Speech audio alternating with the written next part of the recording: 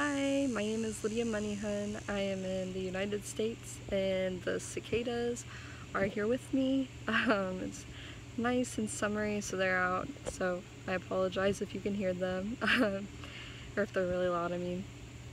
I got my TEFL certification in Manuel Antonio, Costa Rica in October of 2018. It was really a great experience and I'd love to go back and do it again if I could. What got me there is I always loved to travel. I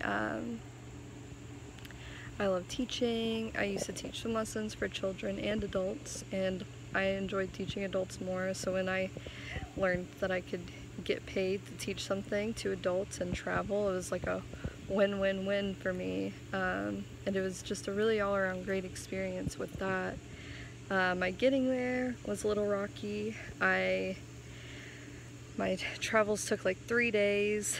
The flight, got canceled due to bad weather in Dallas, Texas, where I was supposed to land. We actually were in the air for about an hour and a half because we couldn't land, and it was my first time traveling alone, and it was terrifying for me. I had nobody that I could call, and it was really scary. But then I finally, at like 6 a.m. the next day, with no sleep because we had just gotten off the plane, I finally contacted some people that my parents knew, and they were really gracious enough to let me come to their house and stay with them for the next couple days until I got my flight back to San Jose.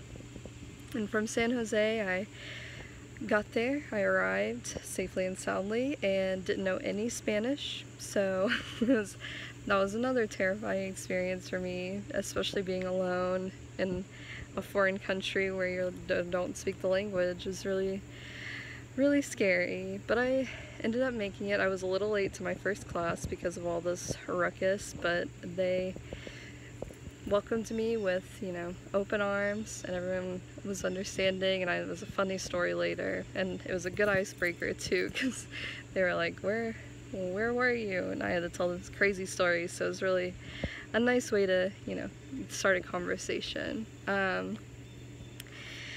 With all those struggles though, not being able to speak Spanish made my month there especially hard, or harder than everybody else, because I feel like the majority of people that were there could speak pretty decent Spanish, so luckily my roommates were one of those people.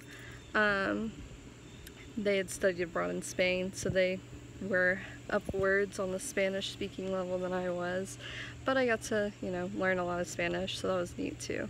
So while I was teaching and learning, it was amazing.